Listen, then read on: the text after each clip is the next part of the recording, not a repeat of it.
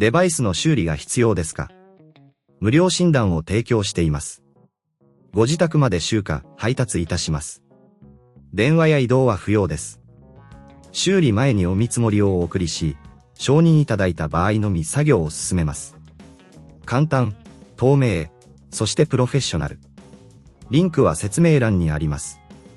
Thermomix TM5 のプレート修理を始めましょう。まず、必要な工具を用意します。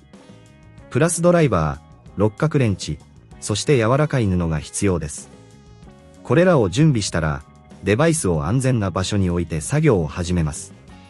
最初に、デバイスの電源を切り、コンセントからプラグを抜いてください。安全のために、必ずこのステップを忘れないでください。次に、プレートを取り外すために、裏面のネジを外します。プラスドライバーを使って、4つのネジを丁寧に外しましょう。外したネジは失くさないように、小さな皿に入れておくと便利です。次に、プレートを慎重に持ち上げて外します。内部にホコリや汚れがある場合は、柔らかい布で優しく拭き取ってください。こうすることで、デバイスの性能を保つことができます。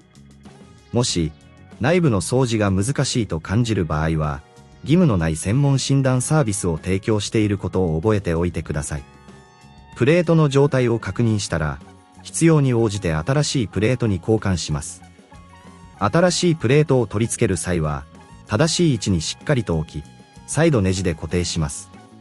この時、ネジをしっかりと締めることが重要です。緩んでいると、使用中に問題が発生する可能性があります。すべての作業が完了したら、デバイスを元に戻します。最後に、もう一度すべてのネジがしっかりと締まっているか確認しましょう。もし、修理後の動作に不安がある場合は、ご自宅での集荷と配達サービスを利用することもできます。電話不要、移動不要で、安心して修理を依頼できます。